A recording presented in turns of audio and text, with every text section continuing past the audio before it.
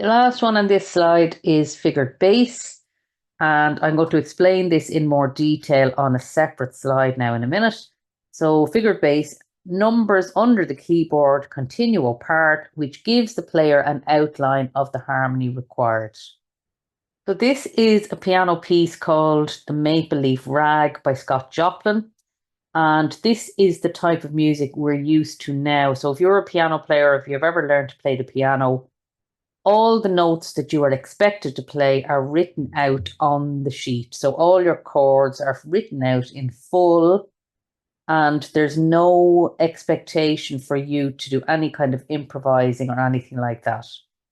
But that wasn't the case in the Baroque era. Here's an example of a piece of music from the Baroque era. You have your right hand melody there. There's an outline or a skeleton part for the left hand, and the figures underneath are called figured bass, and they guide the keyboard player to know what chords are expected. And then it's up to them to improvise their left hand part based on those figures. If you look at this, here's my left hand here, okay, with my figured bass below. Down here, this is the left hand part from up here. Okay, so you can see that the notes are the same. The notes here that are in small type are the notes that are implied by the figured bass from up here. So those would be the notes that the keyboard player would be expected to play based on that figured bass. So imagine that you have to do that at speed. If you're playing a piece at a fair speed, you have to figure all that out as you're playing. So figured bass is a skill that has been lost, and like the basso continuo, it doesn't exist after the Baroque era.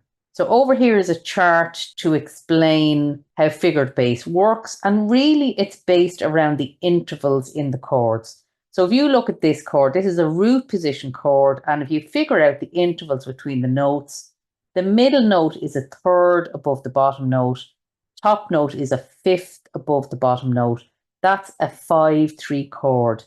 BPS stands for bass position symbol, okay? So that's the complete bass position symbol is 5/3, and the common bass position symbol, so that means what's written on the score, it's left blank if it's a root position chord. So any bass note that has nothing underneath it, it's assumed to be a root position chord, okay?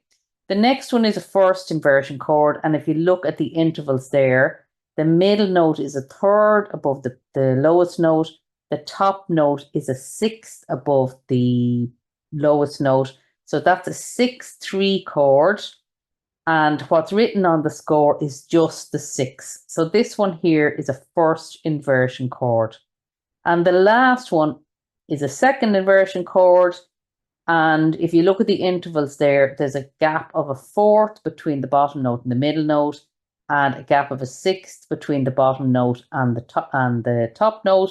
That's a 6/4 chord, and that's written out as a 6/4 chord on the score. Don't worry if you don't understand what root position, first inversion, and second inversion means. I'll be doing all that when we're doing our harmony. So if you look over here, here's a 6/4. So that chord there is a second inversion chord. The one next to it has a 6 underneath, so that's a first inversion chord.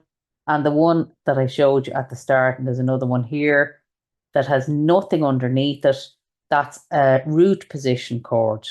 So if we look at a section of the score for the first movement, you can see the figured bass written in here. This is the continual part, and this lower line here would be for the keyboard and the cello and the double bass, and the chord symbols there are underneath. So this one, for example, is a root position chord. This one is, there's a 6 one there. So that's a first inversion chord. This is a second inversion chord. And sometimes they'll add in a sharp. That sharp there refers to the middle note of the chord. And what they want you to do there is raise the middle note from a natural to a sharp. So it changes it from a minor to a major chord. So if you're asked for an explanation about figured bass, they're just looking for one simple sentence. I just went into more detail because I think it's easier to learn definitions if you have some idea of what they actually mean. They're not going to expect you to explain what the little numbers mean in any detail.